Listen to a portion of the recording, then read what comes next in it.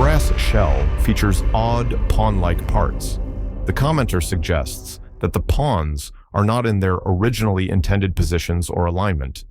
They theorize that the flat sides of these parts should face inwards and be opposite each other, creating a box-like shape designed to hold something else, such as a lighter, matches, or pipe smoking tools. What is this configurable brass container?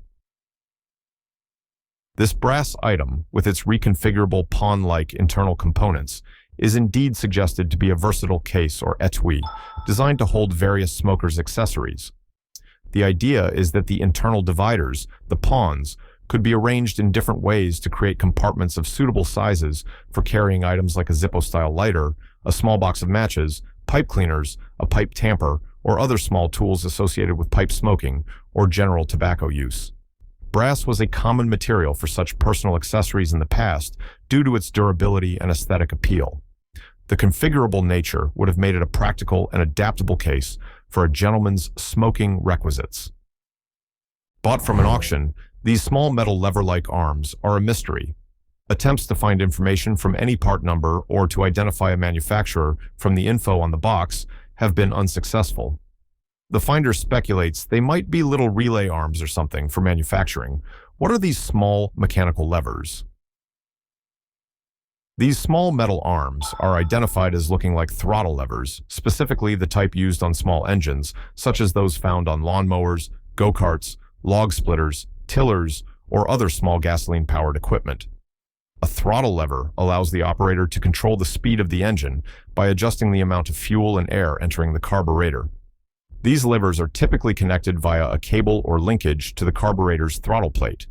Their simple, robust metal construction and lever shape are characteristic of such control components for small internal combustion engines. The box likely contained multiple spare parts for such equipment. Found in a box belonging to a deceased elderly woman, these are described as decorative glass vials.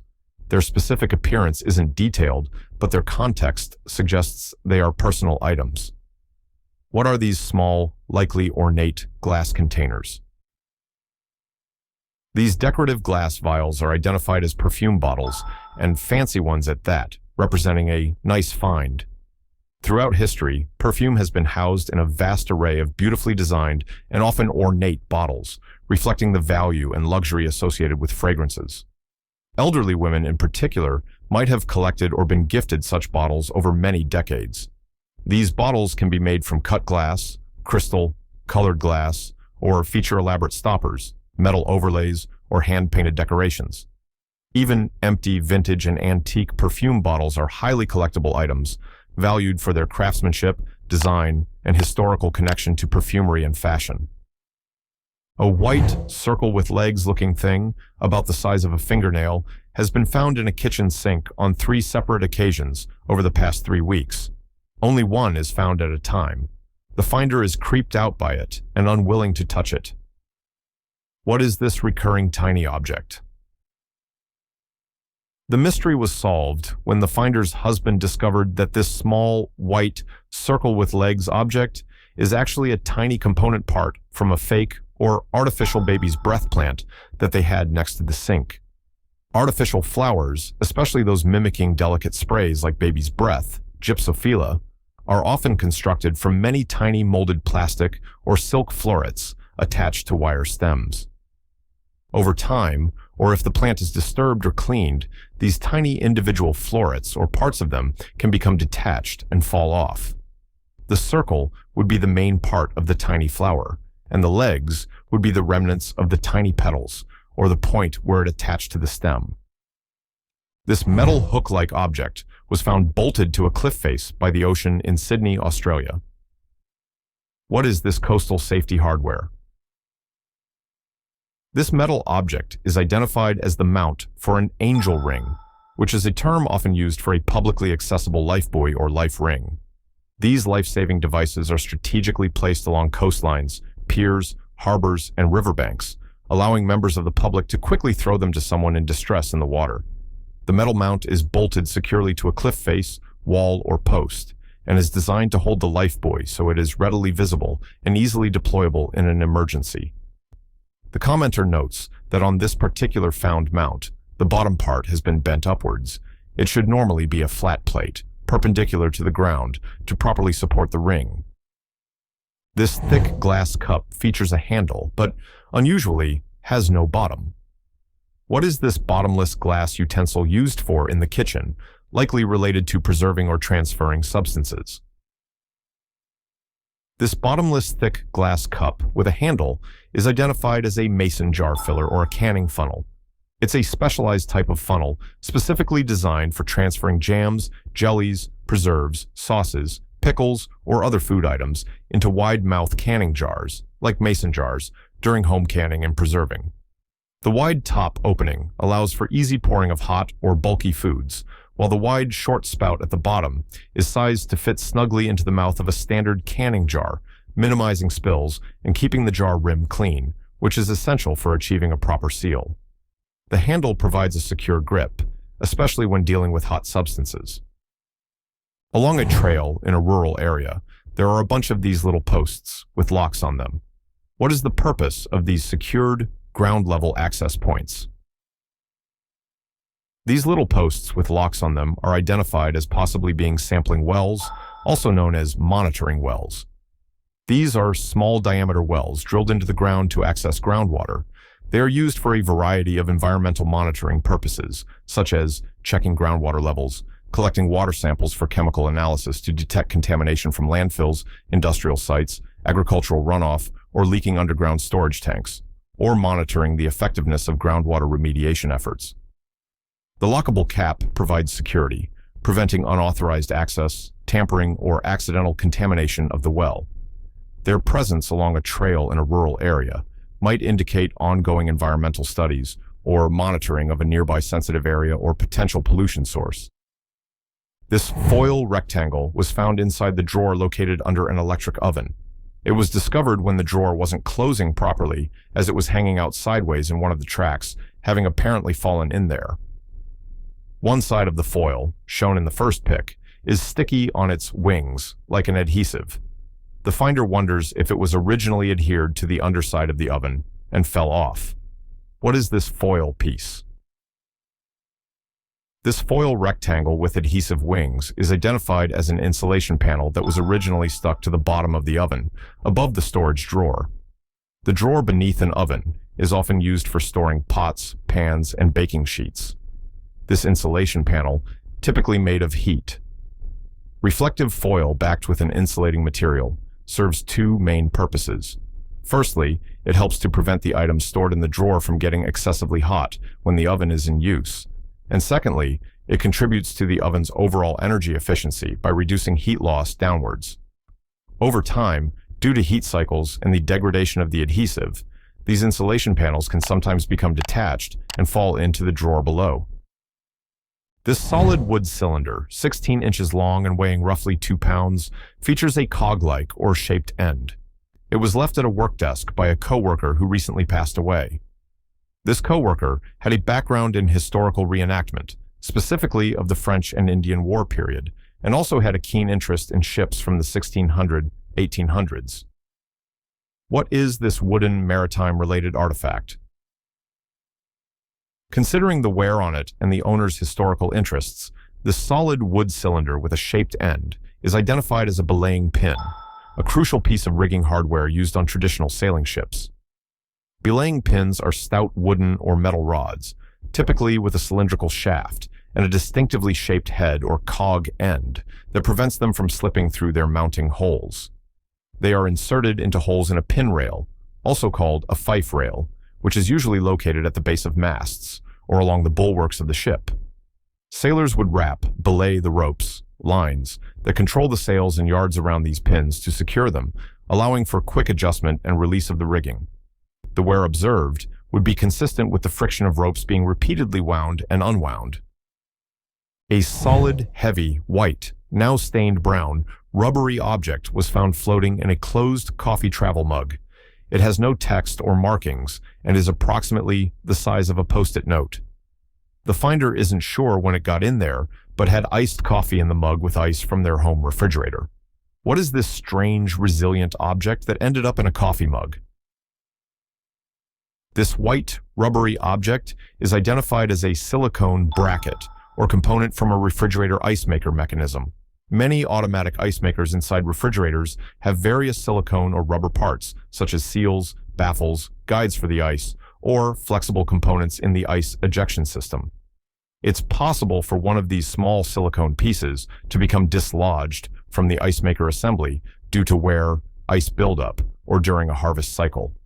If dislodged, it could then fall into the ice storage bin along with the ice cubes. Subsequently, when ice was taken from the bin and added to the travel mug, this stray silicone part was inadvertently transferred along with it, only to be discovered later when the ice melted. This device, weighing about 2 or 3 pounds and made entirely of metal, was found in an attic. A can is used for size comparison. It has a handle that turns freely. Looking at it from the bottom, a core with copper wire wound around it is visible, and there are places to connect wires on the back. It does not seem to be magnetic, but the finder feels it should be. It's guessed to be at least 60 to 80 years old. Is this a type of electrical generator? This hand-cranked metal device is identified as an old telephone magneto. A magneto is a type of electrical generator that uses permanent magnets, or electromagnets that retain residual magnetism, to produce alternating current when its armature, the copper wire wound core, is rotated. In early manual telephone systems, these hand-cranked magnetos were built into the telephone sets. When a user wanted to make a call, they would turn the crank rapidly. This generated an electrical current that would travel down the line to the central telephone exchange, operator, or directly to another phone on a party line, ringing a bell to signal an incoming call or to get the operator's attention. The visible copper coil and connection points are characteristic of these devices. This little piece of red fabric is found inside the fabric layers of a 1950s robe. It's made of sheer nylon and is located just above one of the front buttons. What is this small, seemingly out-of-place piece of material?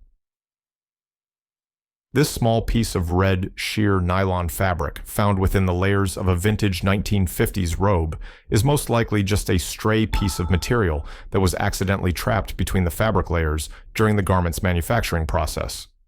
In garment factories, especially in earlier eras with less automated quality control, it was not uncommon for small scraps of fabric, thread ends, or bits of interfacing from other garments being produced nearby to inadvertently get caught within seams or between layers of fabric before being sewn shut.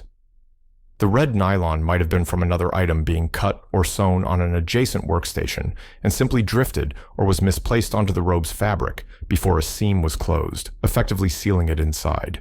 It has no functional purpose for the robe itself. Found on a driveway, this rusted metal object measures about 1 3" and is slightly magnetic.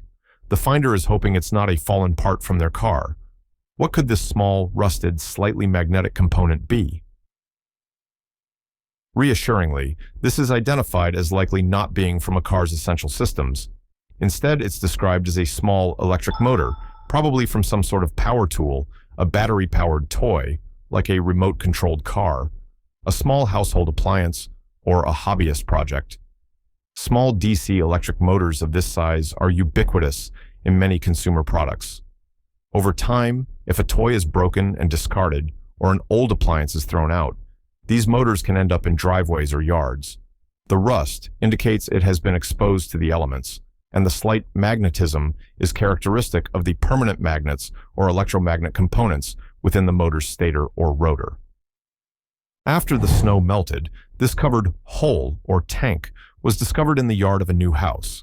It wasn't locked or secured in any particular way. What is this ground-level access point? This covered hole or tank is identified simply as "it's your well." Many homes, especially in rural or semi-rural areas not served by municipal water systems, rely on private wells for their water supply. The wellhead is the top of the well casing that protrudes slightly above the ground. It is typically covered with a secure, weather-resistant well cap or cover to prevent surface water, debris, insects, or small animals from entering and contaminating the well water. This cover also provides access for well maintenance, pump servicing, or water testing. Its discovery after snowmelt suggests it might have been obscured during the winter. This black device, featuring little bars or tubes coming out, was seen at a graduation ceremony. What is this celebratory apparatus? These devices are identified as confetti cannons. Confetti cannons are used at celebrations, parties, concerts, sporting events, and ceremonies like graduations to create a dramatic and festive effect by launching a large amount of confetti or streamers into the air. They typically consist of one or more tubes, the little bars coming out, preloaded with confetti. The launch mechanism can be powered by compressed air, CO2 cartridges, or sometimes a small pyrotechnic charge. When activated, they propel the confetti high into the air, showering the area and creating a memorable visual spectacle. Their presence at a graduation is very common for enhancing the celebratory atmosphere at the moment of conferring degrees or at the end of the ceremony. A bubble-mounted camera is seen on the top of a pickup truck. The finder suspects it might be some type of 3D camera or LiDAR sensor. What is this vehicle-mounted optical device? This device is identified as a PTZ, pan-tilt-zoom camera, housed inside a protective dome. PTZ cameras are remotely controllable, allowing an operator to pan the camera horizontally, tilt it vertically, and zoom the lens in or out to focus on specific subjects or areas. They are commonly used in surveillance, security, broadcast, and video conferencing. The dome enclosure protects the camera mechanism from weather and potential tampering. The bubble or dome mount itself, in this vehicle-mounted context, also appears to incorporate some kind of vibration damper or stabilized mount. This is crucial for obtaining clear, stable video footage if the camera is intended to be used while the truck is in motion, by minimizing the effects of road vibrations and vehicle movement. Found in a box of childhood things from the 1990s, this item consists of an over-the-door hook with a rope and 10 small hooks attached along the rope. The finder remembers it being in their room as a child, but can't recall its exact use. The family, based in the US, had lived in Switzerland for a year, 1989 to 1990, raising the possibility it was acquired abroad. The small hooks are too small for standard clothes hangers, and they are not fixed in place on the rope, except for a knot at the bottom. What was this hanging organizer used for? This over-the-door hook with a rope and multiple small hooks is identified as an organizer specifically used for hanging and displaying stuffed toys. The commenter recalls having the same item when their children were young. The small hooks are perfectly suited for looping around a stuffed animal's limb, ear, or an existing tag. The rope, hung from the over-the-door hook, allows for a vertical display, saving space and keeping a collection of plush toys tidy and off the floor or bed. The fact the hooks are not fixed allows for some adjustability in spacing the toys. These were a popular and practical storage solution for children's rooms, especially for those with many beloved stuffed animals. If you love uncovering strange and mysterious objects, hit that like button and subscribe. Stay curious. More finds coming soon.